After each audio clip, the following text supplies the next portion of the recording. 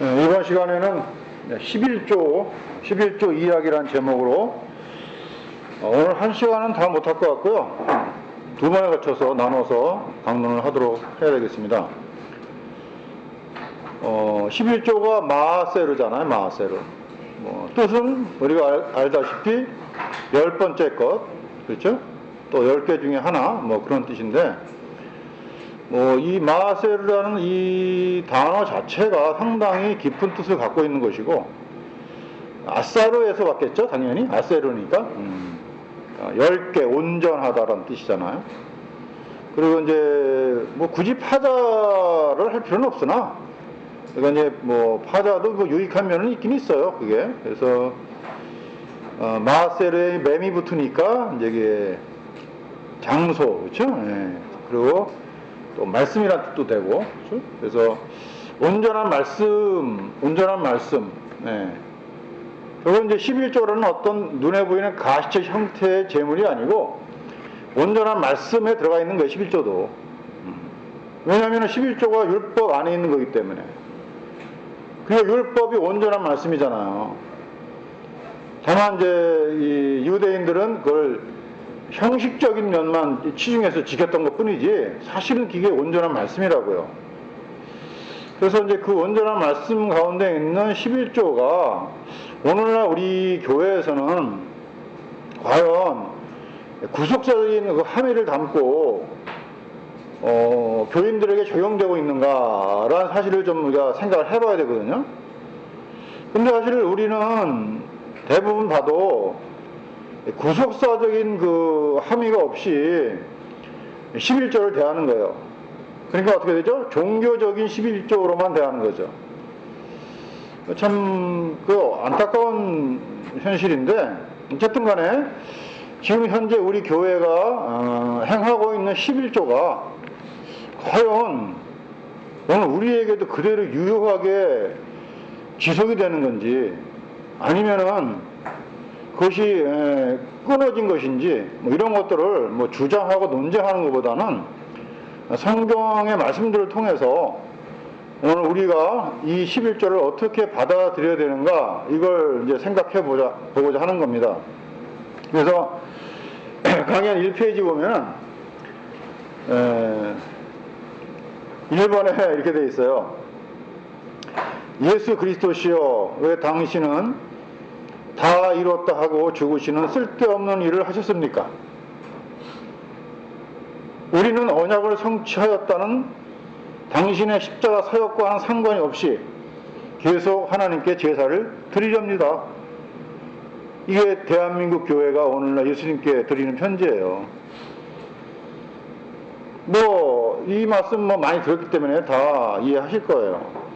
왜냐면은 지금 한국 교회 안에서 어떤 목회자든 또 제대로 신학을 공부한 사람이든 간에 율법이 폐지되었다는 것을 모르는 사람이 하나도 없어요. 다 알아요, 전부 다. 왜냐하면 구속사를 말하기 때문에 그래요. 그들이 구속사를 말하지 않는다면은 율법은 폐지하지 않았다라고 주장할 수 있어요. 그러나 기본적으로 개신교의 모든 그 성경신학적 교리는 율법이 폐지되었다는 거예요. 그래서 구약 시대에 그 행하는 율법은 더 이상 오늘 신약 시대에는 효용성이 없다. 이게 신학적 전제거든요, 이게. 그걸 다 알고 있어요, 전부 다. 근데 이상하게도 그 율법 가운데 있는 11조는 굉장히 특이하게, 예외적으로 이제 사용하는 거죠. 분명히 11조는 제사의 한 제물이에요. 더 정확하게 말하면 거제, 들어드리는 제사 거제의 제물이 11조거든요. 왜냐면 이게 여호와께 거제에 드렸다가 거제에 드리는 것을 가지고 제사장들의 음식을 삼는 거거든요. 그래서 상당히 거제의 제물로서 중요한 위치를 차지하고 있는 11조인데, 근데 그 11조가 결국은 형식이었기 때문에 예수 그리스도의 십자가에서 다 이루심으로 이제는 폐지가 되어버렸거든요. 완성이 되어버렸거든요, 이제는. 근데 유독 그 11조라는 눈에 보이는 형식의 제사에만 왜 집중하는지 그 이유를 정말 모르겠는 거예요, 저도. 근데 사실은 그게 뭐냐면은 유대인들, 즉 바리새인들이 그들의 그 전통에 의해서 신앙생활을 했던 것처럼 전통이라는 것은요, 일단 그게 받아들이게 되면요, 아무런 의식이 없이 받아들이고 쓰는 거란 말이에요. 전통이 그런 거거든요. 그래서 오늘 우리 한국교회도 그런 전통적인 의식 가운데서 11조를 행하고 있는 것이다 라는 생각을 할 수밖에 없는 겁니다. 그러나 전통과 관습은 이 진리 앞에서는 다 없어져야 할 것이거든요. 그래서 그런 부분들을 우리가 좀 생각을 하면서 11조의 이야기를 진행하는 시간으로 갖도록 하겠습니다. 자, 11조와 가장 관련이 있는 지파는 레위 지파예요.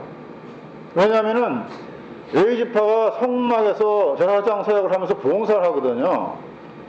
그런데 레위 지파에게는 하나님께서 기업을 안 주셨어요. 기업이라는 것은 뭡니까? 땅이에요, 땅. 땅 분배를 안 해주신 것이죠. 그러니까 레위 지파는 먹고 살 게 없는 거예요.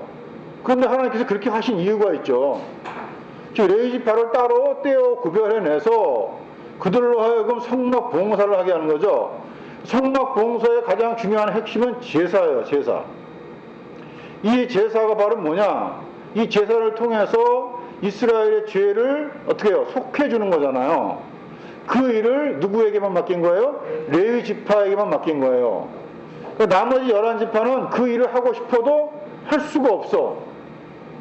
그러한 관계를 만들어 주시기 위해서 하나님께서는 11지파에게는 땅을 골고루 분배해 주시고 레위 지파에게는 땅이 아닌 11지파로부터 나오는 그 토지 소산의 10분의 1이라는 11조를 기업으로 주신 거란 말이죠. 그럼 왜 이렇게 주셨느냐? 레위 지파가 11조를 내서 성막 봉사를 하는 레위인들이 생계를 유지하게 되면은 당연히 레위인들이 해야 되는 제사장 직무를 충실하게 할 수 있죠. 그러면 충실하게 할 수 있기 때문에 이스라엘의 죄를 담당해서 속해주는 일이 끊이지 않게 되는 거예요. 11조를 내고 있는 한은. 그런데 11조를 안 내버리면은 레위 지파가 먹고 살 게 없으니까 제사를 못 드려. 제사를 못 드리면은 이스라엘의 죄를 용서받을 수 있는 기회가 없어지는 거죠. 예를 들면 이런 거예요. 이제 유다 지파가 어느 한 사람이 밭에서 일을 열심히 하다가 이제 땅을 닦으면서 하늘을 딱 쳐다봤더니 저 성막에서 연기가 쫙 피어오르는 거예요. 그러면 유다 지파의 그 사람은 그래, 레위인이 오늘도 우리를 위해서 제사를 지내고 있구나. 그러니까 이제 번제 뭐 연기 올라가고 그런 거겠죠. 매일매일 드리는 거니까 그거는 상번제 하번제로. 그게 저렇게 연기가 올라가려면은 우리가 11조를 내야지. 그쵸? 레위인은 우리처럼 땅도 없이 희생을 하며 살고 있는데 그 레위인의 희생으로 말미암아 우리가 지금도 죄를 짓고 있는 존재이긴 하지만 그 죄의 용서를 받고 있으면서 우리의 이 생명을 유지하고 있구나, 이걸 깨닫게 되는 거예요. 그러니까 11조를 내면서 우리가 레위인의 희생으로 내 스스로 제사를 안 드려도 레위인이 내 대신 제사를 대신 드려줌으로 말미암아 내 죄가 용서를 받고 내가 지금 여기서 생명을 유지하고 있다라는 사실을 기억하게 되죠. 그리고 나만 기억하는 게 아니라 내가 부모로서 우리 누구에게? 자녀들에게 얘기를 해주는 거예요. 이게 히브리어 단어는 뭐예요? 나만 기억하는 게 아니고 기억한 바를 상세하게 설명해 주는 거. 뭐예요 이게? 자카르잖아. 네. 근데 사실은 레위 지파의 희생은 형식이야, 형식. 그 레위 지파의 희생이라는 형식을 하나님께서 보여주신 이유는 근본적인 이유가 있겠죠. 그게 이제 민수기 3장 11절 이하의 말씀이죠. 여호와께서 모세에게 일러 가라사대, 보라, 내가 이스라엘 자손 중에서 레위인을 택하여 이제 설명하는 거예요. 왜 택했는지를. 이스라엘 자손 중 모든 첫해 처음 난 자를 대신케 하였다. 즉 레위인이 이스라엘 모든 장자를 대신하는 지파로 택함 받은 것이다. 근데 지금 여기에서 하나님이 갑자기 생각나서 택한 것이 아니라 이 근본적인 역사가 있다는 거죠. 그게 뭐예요? 모든 첫해 처음 난 자를 대신케 하였은즉 레위인은 내 것이라. 처음 난 자는 다 내 것임은 내가 애굽 땅에서 그 처음 난 자를 다 죽이던 날에, 출애굽할 때, 그죠? 애굽의 장자들이 다 죽었잖아요. 그런데 사실은 이스라엘 장자도 다 죽어야 되는 그런 형편에 있었는데 이스라엘 장자는 하나님의 말씀대로 어린 양의 피를 발랐기 때문에 살아난 거 아니겠습니까? 그러나 우리도 애굽 사람처럼 죽어야 했던 존재인데 우리는 다만 하나님의 구원의 은혜로 살게 되었다. 그것을 가시적 형태로 보여주는 게 레위지파의 성막 봉사라는 거예요. 그렇게 성막 봉사를 하게 하시려고 너희가 안 죽었던 장자들 있잖아. 원래 죽었어야 되는 거야. 그러니까 그 장자가 죽었어야 되는 건데, 그래서 그게 내 소유인데 내가 그걸 받는 대신에 너희들이 장자를 일일이 받는 게 아니라 이들을 대표해서 레위지파를 내가 받겠다. 그 레위지파는 완전히 나의 소유다. 나의 소유이기 때문에 레위지파에게는 기업이 없다. 너희들처럼 보이는 땅을 주지 않았다 이거죠. 그러나 그들이 성막에서 제사장의 봉사를 하려면은 먹고 살아야 되니까 내가 너희들에게 11조 규례를 줘서 그 11조를 항상 지속해서 끊이지 않고 내면은 레위지파의 이스라엘의 죄를 대신 담당하는 제사는 끊이지 않을 것이다. 그게 약속이거든요. 언약이야, 언약이. 그러니까 11조가 명령이 아니고 언약이란 말이에요. 그러나 우리가 볼 때는, 어떤 관점 볼 때는, 구속사의 관점을 볼 때는 비록 레위지파가 이스라엘의 죄를 담당해서 대신 제사를 드리는 그 일을 하고 있었으나 그것은 육신의 일이었잖아. 한계가 있는 일이었고 영원한 일이 아니었어요. 그건 히브리서가 이미 다 해석을 해버렸으니까. 즉 레위지파의 그 제사의 일, 즉 11조를 받아서 제사장 직무를 하는 그 일은 레위지파가 초점이 있는 게 아니라 그 후손으로 오실, 물론 레위지파의 후손은 아니죠. 예. 정확하게 말하면 누구예요? 유다지파도 아니에요. 사실은 혈통으로 오신 거고, 멜기세덱의 반차를 따라 오실 그분의 영원한 제사, 그리고 그분의 영원한 대제사장 되심을 뭐하기 위해서, 계시하기 위해서 레위지파의 성막 봉사라는 그 형식적인 일을 눈에 보이는 형태로, 즉 모형과 그림자로 보여준 거죠.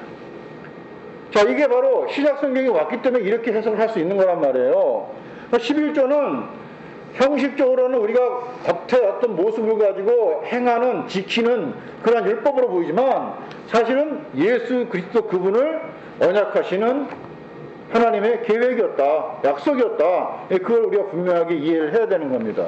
그래서 성막 봉사에 제사를 드리게 하려고 하나님께서는 레위지파를 자신의 것으로 소유하셨다. 그러나 이제 원래는 너희들의 장자가 내 것인데 그 대신 레위지파를 내 것으로 만들었으니 그들이 너희들을 위해서 대신 속죄를 할 수 있는 그 일을 끊이지 않도록 너희가 11조를 내야 한다. 그러니까 11조는 뭐가 상관이 있는 거야? 생명과 상관이 있는 거지. 더 나아가 뭐 영생과 상관이 있는 거예요. 그러니까 결국은 뭡니까? 눈에 보이는 소산물의 10분의 1을 드렸지만 사실은 누굴 드린 거야? 나를 드린 거잖아, 나. 장자로 온 육신, 먼저 온 육신이죠? 그 나를 드리는 거예요. 그게 11조예요. 그러니까 11조는 그 누구야? 나야, 나. 네.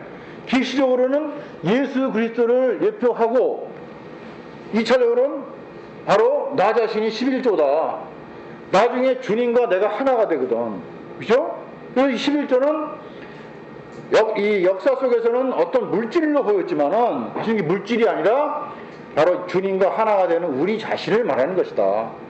그래서 11조는 오늘날처럼 돈으로 드리는 게 아니라 나를 드리는 거다. 근데 그냥 나가 아니에요. 내 안에 예수가 계시잖아. 그렇죠? 예수가 있는 나를 드리는 거지. 그게 진정한 11조의 목적이라는 거였어요. 이런 것들은 지금 11조 유효론자들이 설명을 해줘도 잘 받아들이려고 하질 않아. 거부를 하는 거예요. 왜 그러냐면은 지금 제가 처음에 설명했지만 이들에게 아직 구속사로 가는 전환점이 오지 않은 거예요. 저는 그렇게 말할 수밖에 없어요. 구속사로의 전환점이 이루어지면요, 분명히 이 모든 율법을 예수 그리스도로 볼 수 있거든요. 근데 전환점이 이루어지지 않으면은 계속 언약은 말하지만 계속 문자에 갇혀 있을 수밖에 없어요. 왜냐? 지금 이스라엘 사람들도 언약을 다 말을 해요. 왜? 구약이 언약이잖아, 그게 타나크가. 이들도 언약이 뭔지 알아요. 근데 우리가 구속사가 말하는 언약이 아니야, 그들은. 근데 아이러니하게도 오늘날 한국교회는요, 유대인들만도 못해. 언약을 말하는 데 있어서. 그러니까는 지금은 계속적으로 유대인들도 하지 못하고 있는 11조를 유독 한국교회하고 미국의 몇몇 교파만 드리고 있는 실정이에요, 지금.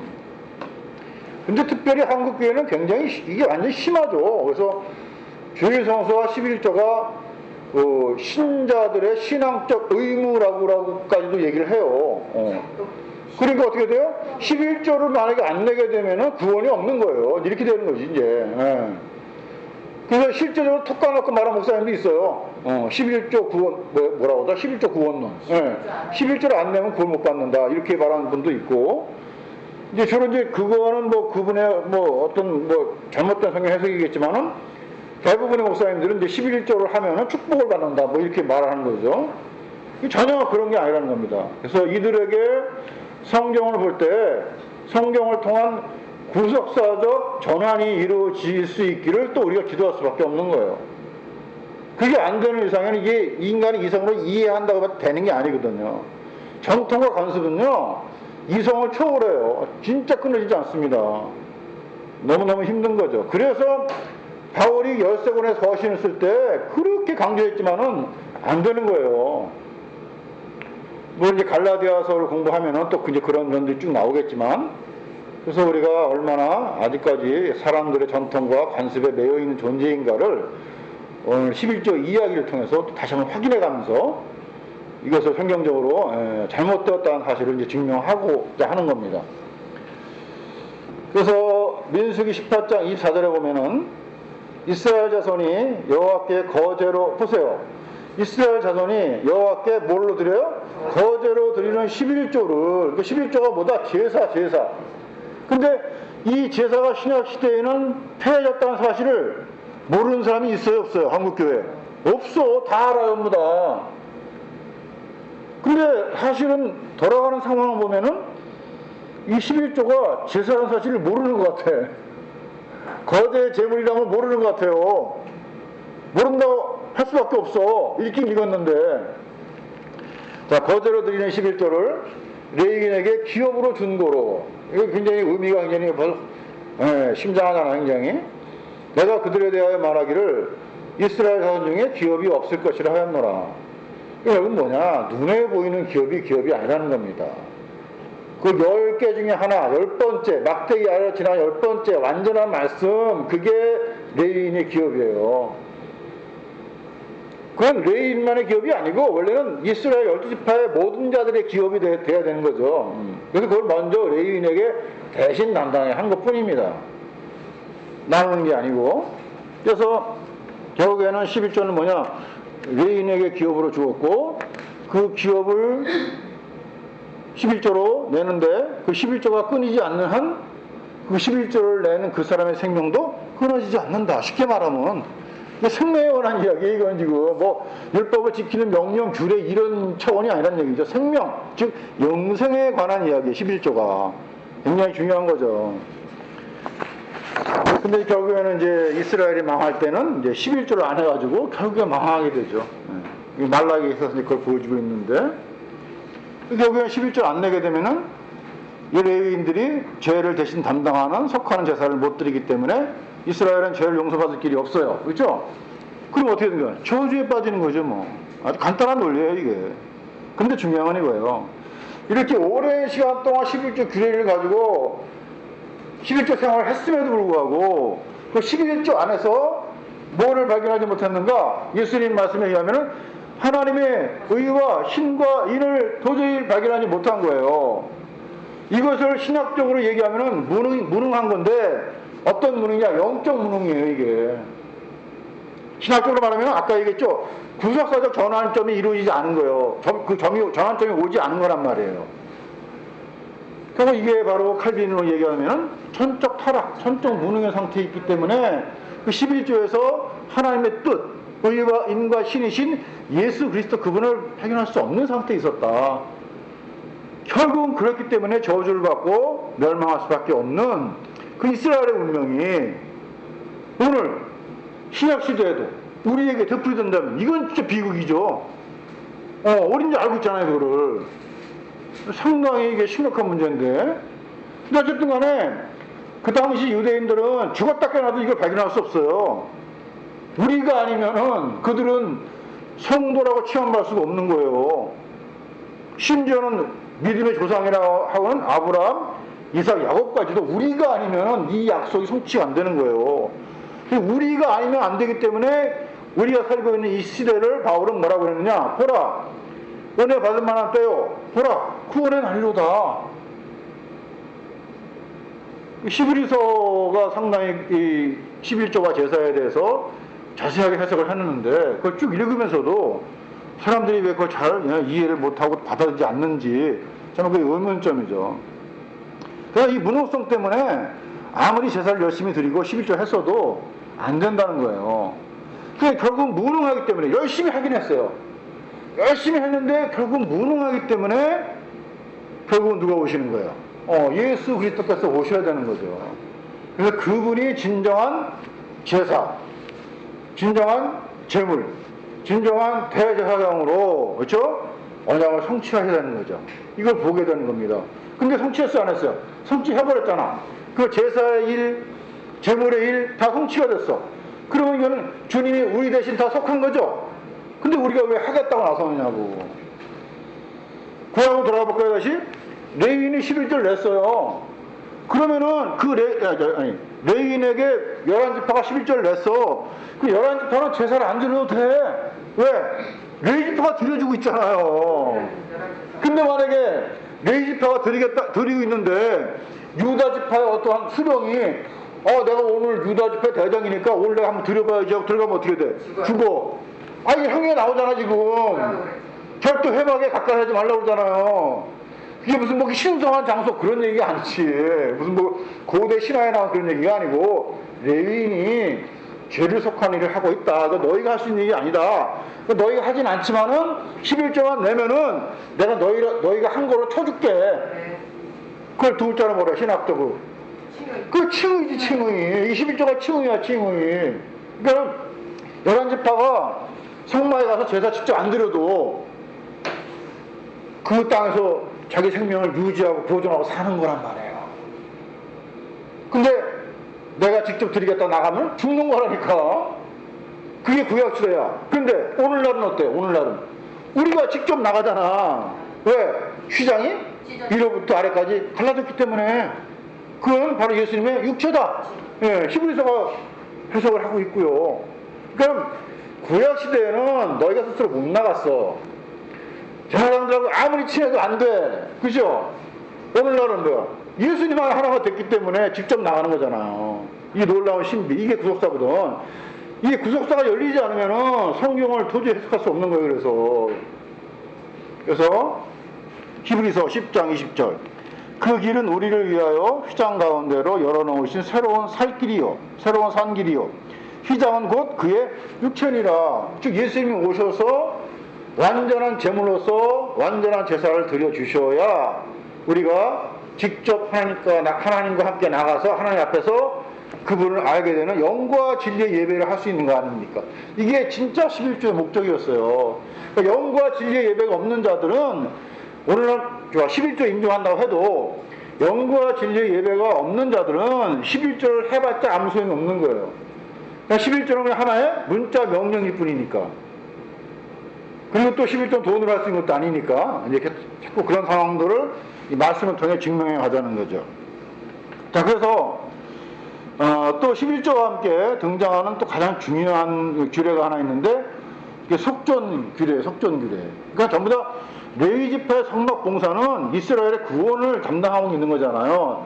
대신 죄를 속하는 거예요. 그래서 하나님께 또 속전 규례를 통해서 이스라엘이 레위지파를 어떻게 대우하고 또 그들의 사역을 통해서 어떻게 하나님을 알아가게 되는가를 보여주고 있는 것이죠. 그게 273명을 위한 속전이에요. 민수기 3장 15절. 레위 자손을 그들의 종족과 가족을 따라 계수하되, 이 속전은요 어떻게 되는 거냐면은 인구 조사를 해야 돼. 여기 인구 조사할 때마다 몇 명 나오잖아요. 거기에 맞춰서 속전을 내는 거예요. 아무 때나 내는 게 아니에요, 이건 속전은. 근데 예수님 당시에는 어떻게 바뀌었죠? 매년 내야 돼. 그러니까 매년 내는 거는 구약이 말하고 있던 속전 규례가 아니에요.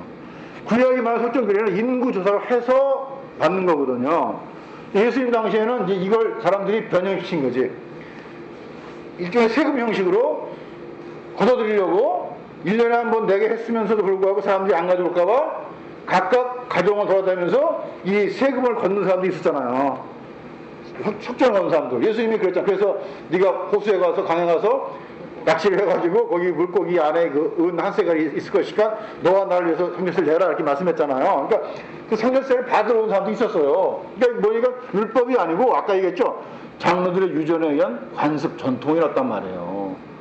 근데 예수님은 그걸 거부하지 않으시고 냈어요. 거기 중요한 의미가 있겠죠. 그건 나중에 설명할 거고.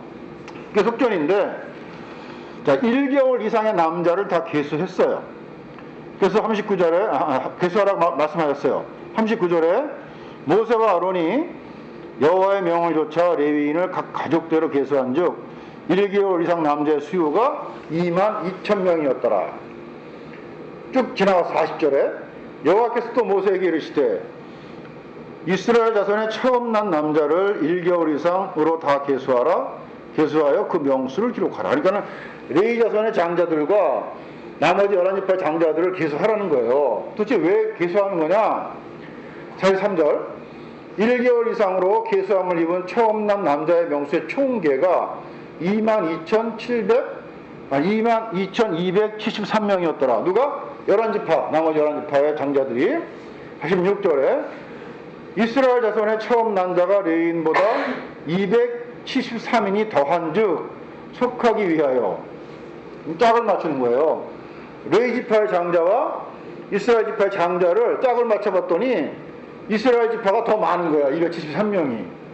사실 2만 명이 넘는 숫자여서 273명은 그렇게 크게 큰 숫자가 아니거든요. 그러니까 그래 대충 비슷하니까 레위인의 장자들과 너희들의 장자를 같이 쳐줄게. 그게 뭐예요? 구원을 받는다는 얘기거든요. 그런데 하나님 무슨 얘기냐? 273명의 레위인이 부족하잖아. 그렇죠?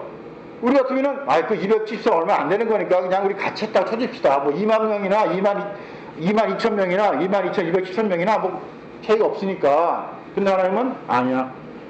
273명의 레위인이 모자라지. 그럼 모자라면 내가 받을 사람이 없으니까 받을 수는 없잖아요. 그렇죠? 레위인이 없으니까 뭐 또 결혼시켜서 애를 낳을 수도 없는 거고. 그렇죠? 예. 그러니까는 그 273 숫자를 돈으로 대신해. 예, 그 얘기예요 지금. 그래서 더한즉 속하기 위하여, 이게 이제 속량 그런 뜻이거든요. 속하기 위하여 매 명에 몇 세겔씩? 5세겔씩 취하되, 이게 성수의 세겔이에요. 이게 성수의 세겔대로 취하라. 한 세겔은 20계란이라. 그 더한 자의 속전을 아론과 그 아들들에게 줄 것이니라. 그래서 레위의 장자와 이스라엘 장자들의 수요를 맞춰야 되는데 이게 안 맞아. 안 맞으니까 하나님께서는 273명에 대한 속전 규례를 만드신 거예요. 그래서 속전을 내면은 내가 죽어야 할 이스라엘 자손을 레위인으로 하여금 대신하게 해줄게. 그러니까 구원 이야기죠. 그러니까 하나님은 절대 한두 개 남는다고 해서 좀 오버가 된다고 해서 그걸 넘어가는 분이 아니에요. 그걸 똑같이 치르게 속전 규례를 만드신 거야. 그렇죠. 그러니까 속전은 뭐냐? 우리를 구원하는 거잖아요. 속량하는 거잖아요. 대신 속량하는 거잖아요. 그래서 273명이라는 근소한 차이에도 불구하고 그들을 속전으로 구원하시는 거예요. 즉 구원에는 한치의 오차도 없다. 그걸 말씀하고 있는 거예요. 그래서 한치 오차도 없는 구원의 일을 누가 하고 있느냐? 레위인이 하고 있잖아 지금. 레위 지파를 볼 때마다 이스라엘은 우리를 위해서 희생함으로 우리를 구원하는 저 지파.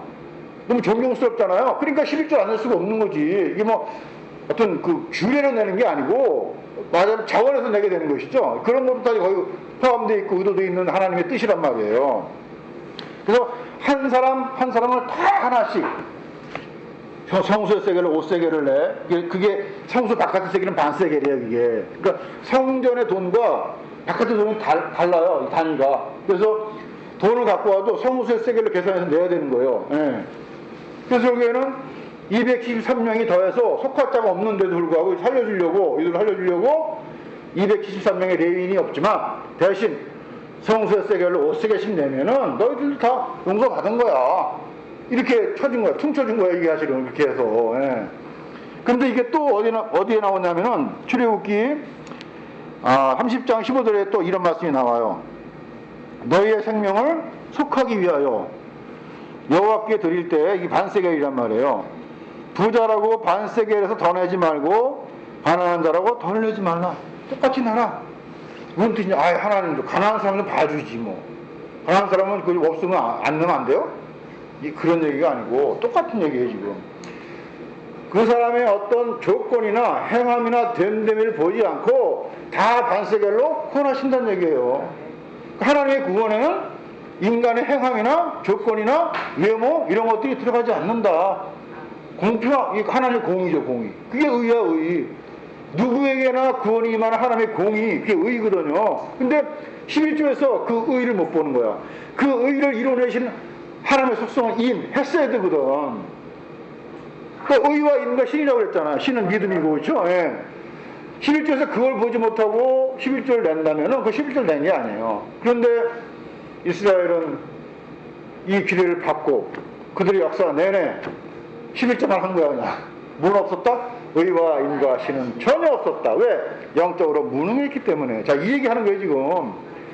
그러니까 구약의 이스라엘은요, 손톱만큼의 소망도 없습니다. 분명히 우리가 정의를 해야 됩니다. 근데 마치 우리는 구약 이스라엘이 뭔가 좀 소망이 있는 것처럼. 아니에요. 전혀 완전 무능한 자들 때문에 소망이 없어요. 그 예수님이 마태복음에서 계속 말씀하고 있는 거예요. 이 11조 본문과 연결해가지고. 그래서 결국 하나님의 선택한 백성들은 누구나 다 한 사람이 개인을 다 세밀하게 신경 써가지고 온전하게 구원하신다. 그의 어떤 됨됨이, 인격, 어떤 행함, 조건 보지 않으신다. 그게 바로 반세겔에서 더 낼 것도 없고 덜 낼 것도 없다는 거예요. 그거 지금 말씀하고 있는 겁니다. 자, 이렇게 11조 서론에서 레위인의 기업과 속전에 대한 이야기, 이걸 통해서 11조가 이해가 돼야 되거든요. 지금은 잘 이해가 안 되지만 계속 강론이 지속돼 나가면서 이해가 되는 거예요. 이걸 뭐라고 하느냐? 유기적, 점진적 발전이라고 하는 겁니다. 근데 왜 유기적, 점진적으로 발전시키느냐? 그 이유가 있는 거예요. 유기적으로 나가고 점진적으로 나가다 보면은 그 결과는 굉장히 분명해져요. 신학적으로 이게 신학적인 말 그게 아니에요. 왜 유기적, 점진적 연결이 있느냐? 분명한 결과를 만들어내려고. 그러니까 분명한 결과를 만들어내지 못하면 아까 말씀드린 것처럼 구속사의 전환점이 아직 안 온 거예요. 분명하지가 않아. 흐릿해 항상. 그래서 거울로 보는 것 같아. 그러나 얼굴과 얼굴을 마주대해서 볼 날이 온다 분명히 그랬잖아요. 성령께서 이 성령을 조명하시면은 우리가 주님과 얼굴과 얼굴을 마주대해서 보는 날이 온다니까요. 그게 구속사의 전환점이 이루어진 날이에요. 신약으로 말하면 때가 참해고. 예. 그래서 이 11조가 그냥 단순하게 내 소득의 10분의 1 된다 그런 얘기가 아니거든요. 이건 영생과 관계된 일이고 모든 율법에 관계된 일이거든요. 그래서 지금 서론을 좀 길게 했어요. 자, 그래서 이제 그러나 중요한 건 뭐냐? 아까 얘기했죠? 신학적으로, 성경적으로 모든 율법과 제사가 해야졌다는 사실을 다 알아요. 모르는 사람 없다니까, 진짜. 다 알아. 그런데 그럼에도 불구하고 11조를 내야 한다 라고 말하는 사람들의 주장, 그 주장을 받침하는 말씀의 근거가 지금 설명하고자 하는 아브라함의 11조라는 얘기지. 왜? 이 아브라함의 11조는 시내산에서 11조 율법이 주어지기 전에 생긴 거거든요. 그러니까 율법과 상관이 없는 율법 이전의 11조예요. 그래서 우리가 11조 아브라함처럼 내야 된다 이렇게 말하는 거죠. 이게 얼마나 어리석은 말입니까? 그러면은 안식일, 율법 이전의 안식이잖아. 그거 지켜야지. 왜 안 지키고 지금 일요일날 예배를 해? 그렇죠? 그러니까 이게 어떤 거는 지키고 어떤 건 안 지키고 자기들 마음대로. 근데 그런 거에 대한 질문을 누가 안 하니까, 하질 않으니까 그냥 그러니까 그렇게 11조 주장하는 분들도 잘 몰라요. 제가 그래서 꽤 오래된 얘기지만 한 20년 됐나? 그때 한참 11조가 어떠한 그 성경에서 어떠한 문제점이 있는가를 이제 신자들이 이제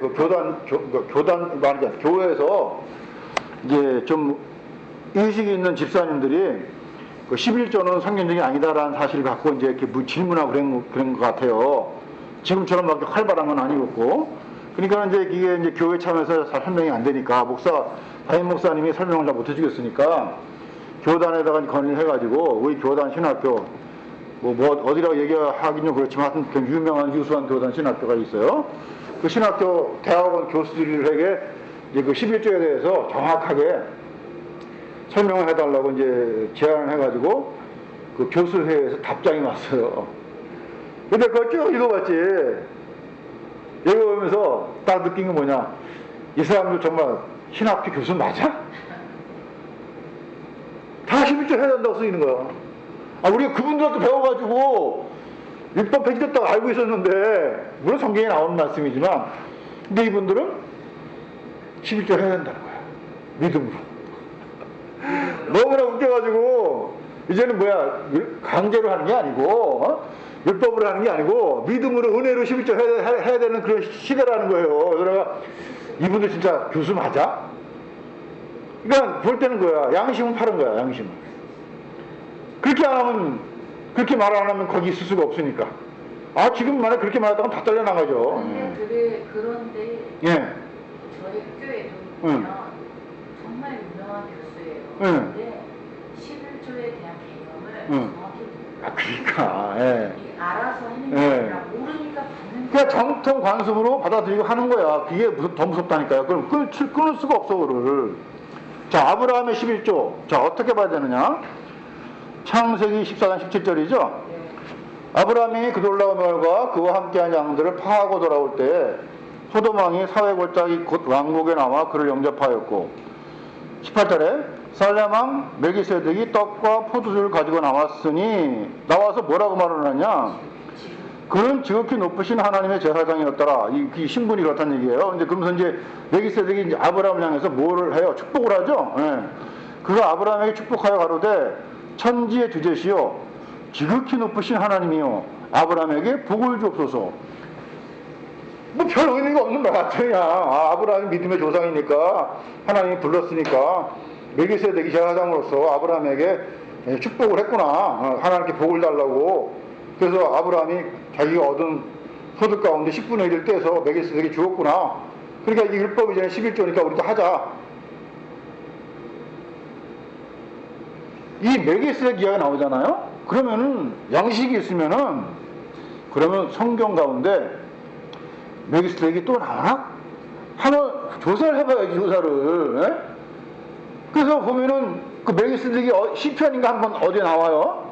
시편에 한번 나오고, 그리고 이 멜기세덱에 대해서 아주 자세하게 해석을 한 성경이 딱 하나 있죠. 히브리서 5장부터 10장까지.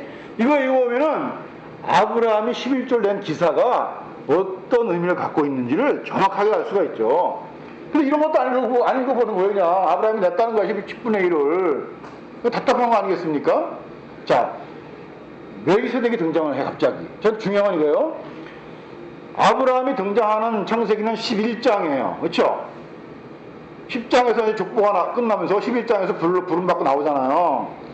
그래서 11장 이후부터, 그러니까 11장이 시작되면서 그 이후부터 쭉 보면은 아브라함에게 하나님이 계시를 줬어.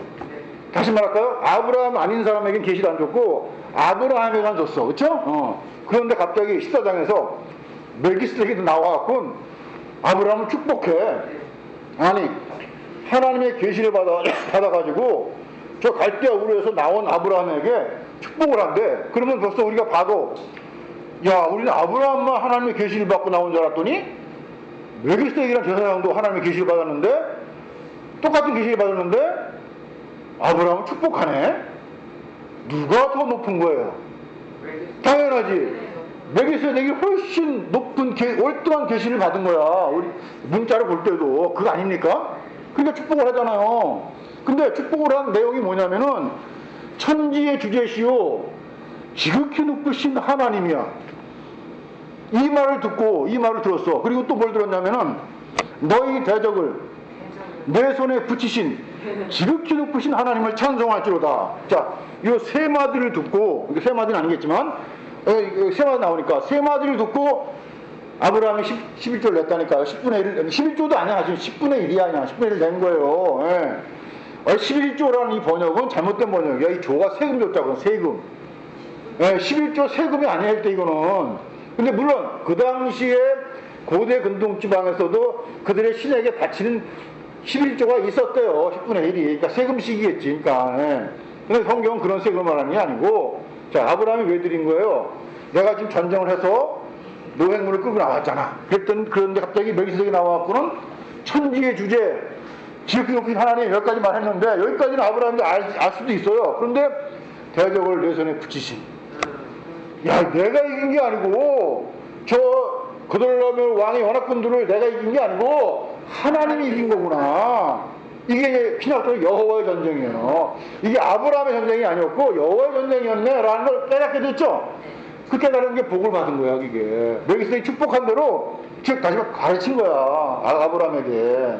즉 아브라함을 가르친 멜기세덱에 의해서 아브라함의 창세기 11장에서 갈대아우르를 나오긴 했으나 아직까지는 뭐예요? 희미한 때 아닙니까? 근데 멜기세덱의 이 축복을 받고 나서 다시 말할까요? 가르침을 받고 나서 영적으로 팍 성장하는 거예요. 하나님을 알고 믿는 일에 성숙해진 거지. 야, 내가 이제 하나님이 누군지 알았네, 알아가고 있네. 그 표시가 10개 중에 하나야. 그 표시가. 즉, 그 신앙의 아까 얘기했죠. 가시적인 형태의 고백이지. 왜? 구약은 아직까지 모형 그림자이기 때문에 눈에 보이는 형태로 고백할 수밖에 없는 거예요. 그러니까 제물을 들고 제사를 하는 거잖아요. 근데 신약성은 아닙니다. 예. 이게 완성되었기 때문에. 그러니까 아직까지도 아브라함조차도 우리 신학으로 말하면 구속사적 전환점에 이루어지지 않은 거예요. 거기 오지 못한 거야, 지금. 그런데 멜기세덱이 그 전환점을 이루게 하는 거지. 내가 이제 하나님이 누군지 알았다. 그게 바로 복을 받은 거야, 그게. 그 복을 받은 성숙한 신앙인의 모습을 10개 중에 하나로 드린 거지 11조라는 오늘날 우리가 생각하는 11조로 드린 게 아니에요. 때 그걸 생각을 좀 하셔야 됩니다. 그래서 야, 그럼 아브라함보다 월등한 계시를 받은 제사장이 누구냐 봤더니 살렘 왕이래요. 살렘 왕. 예루살렘이죠. 이 살렘 왕은 다윗인가? 솔로몬인가? 물론 역사는 그렇죠. 근데 그 원래 그 속뜻은 뭐예요? 그리스도잖아. 아니, 창세기를 그렇게 해석하면 돼요? 안 되지. 물론 왜 이렇게 해석하느냐? 신약이 왔으니까 자꾸만 강조하는 거예요 지금. 그러니까 이런 해석은 다시 말합니다. 구속사적 전환점이 이루어진 사람만 할 수 있는 거예요. 그게 아무나 하는 게 아니에요 이게. 그래서 신학교는 구속사 하는 거지. 그 뜻도 모르면서 구속사를 말하면 되겠습니까 이게? 그래서 성경을 해석하는 거예요. 그렇게 봤더니 멜기세덱이 히브리서 5장부터 7장까지 해석에 의하면은 이분이 예수 그리스도네. 그러니까 아브라함보다 월등한 계시를 받고 그 계시를 가지고 아브라함을 가르쳐 주잖아요. 그게 축복하는 거예요. 우리도 마찬가지예요 지금. 제가 지금 가르치는 형식을 취하고 있으나 사실은 여러분들을 제가 축복하는 거란 말이에요 이게. 맞죠? 예. 여러분 다 마찬가지죠. 여러분들이 다른 사람에게 가르치는 일을 하고 있다면 그게 축복을 하는 일이라니까 그게.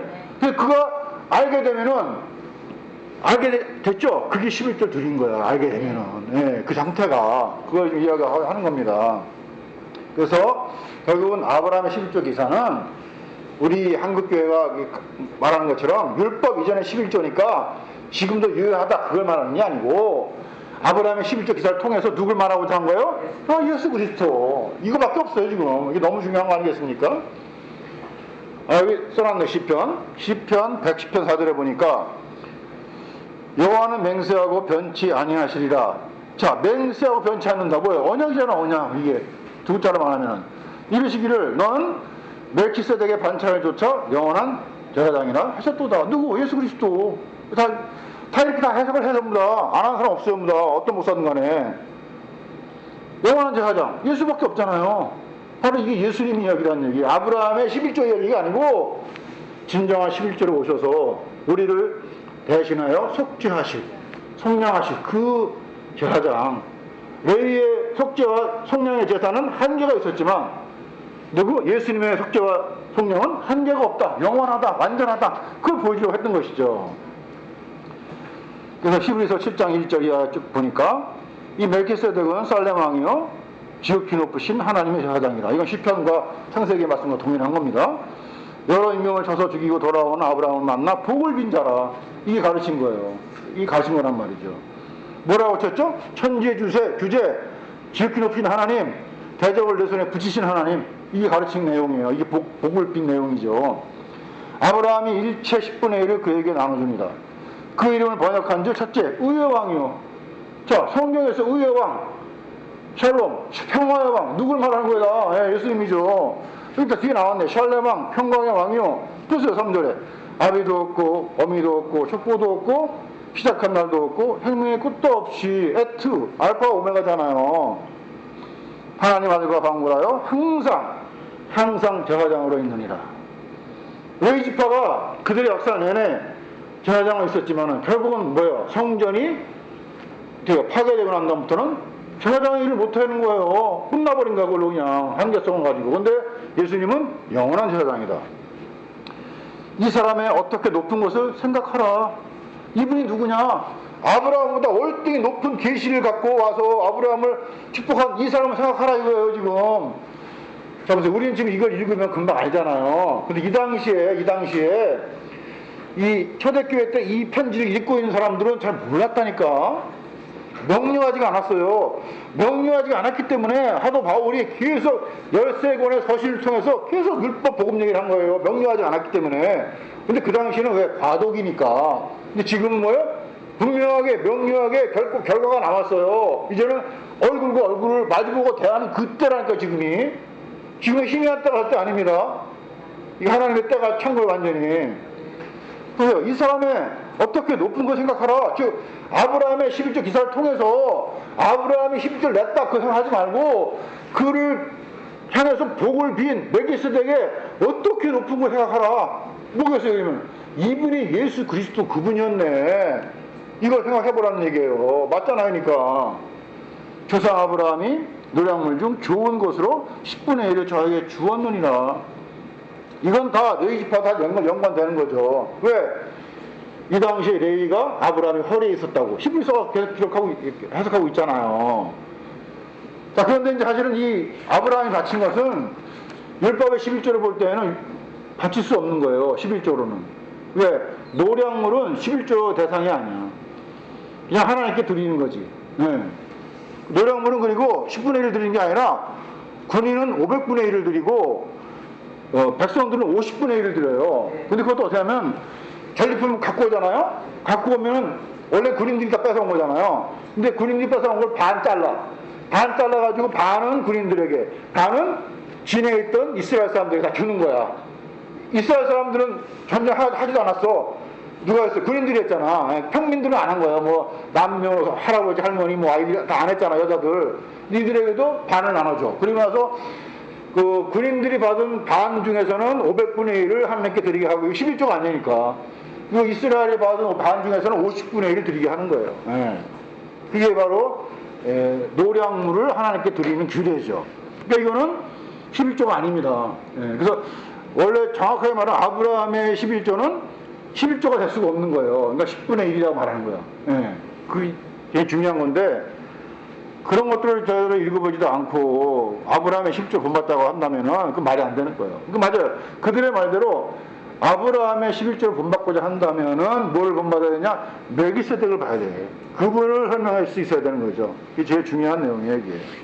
그래서 우리는 성경의 어떤 기사든 간에 어떤 인물의 이야기든 간에 거기서 그 인물 자체를 보고 그 사건 자체에 집중하는 것이 아니고 그 인물과 사건이 말하고자 했던, 계시하고자 했던 예수 그리스도 그분에게 관심을 가지고 집중을 해야 된다, 그 얘기죠. 요한복음 5장 39절이에요. 자, 볼까요 한번? 너무나 우리가 많이 읽었지만은 너희가 성경에서 영생을 얻는 줄 생각하고 성경을 상고하거니와. 자, 말을 바꿔볼까요 한번? 너희가 11조에서 영생을 얻는다고 생각하고 11조를 하거니와, 즉 성경을 상고하거니와. 맞아, 이스라엘 했으니까. 그렇지만 그게 바로 그 성경이 그 내게 대하 증거하는 것이다. 그 11조 품목 있잖아. 11조 그대로 너희들이 행하는 거 있지. 그게 다 나를 막 증거하는 것이었어. 자, 이게 이해가 되겠어요? 절대 이해가 안 되지. 믿어지지도 않죠. 보세요. 8절에 그러나 너희가 영생을 얻기 위하여 내게 오기를 원하지 아니하는도다. 그 11조 안에 원래 내가 있었거든. 그 내가 의와 인과 신이야. 너희들은 그 의와 인과 신에게는 오지 않고 11조라는 재물과 너희의 행위로만 간다는 거예요. 그걸 지금 이야기하고자 하는 겁니다. 그래서 아브라함의 11조는 율법 이전의 11조 그런 게 아니고 바로 예수 그리스도 영원한 제사장이신 멜기세덱 그분을 보여주려고 계시한 사건이었죠. 이 이해가 확실히 먼저 전제가 되어야 우리가 오늘날 우리가 하고 있는 이 11조도 아닌 11조, 예, 이걸 가지고 고민할 필요가 없는 거예요. 자, 두 번째 누구 11조입니까? 야곱의 11조네. 이것도 이제 율법 이전의 11조이기 때문에 이제 이 말씀을 가지고 야곱처럼 이렇게 서원해서 11조를 해야 된다 이런 식의 말하고 있는데, 결론을 말하면요, 야곱은 11조를 서원했을 뿐이지 11조 하지도 않았어. 그죠? 오늘날 우리 교회식으로 하면 뭡니까? 왜 우리 교회가 헌금한다고 뭐 하는 뭐라고 하지 이걸? 작정 헌금. 작정 헌금이죠. 그러니까 작정 헌금만 한 거야. 약속만 한 거야. 내지도 않으면서 우리 식으로 안다면은. 근데 이 야곱의 11조 서원도 예수 그리스도를 계시하는 언약이라니까요, 전부 다. 예, 이제 그걸 봐야 되죠. 우리가 이건 한번 제가 설명드린 것 같은데, 자, 창세기 28장 20절에 좀 섞을게요.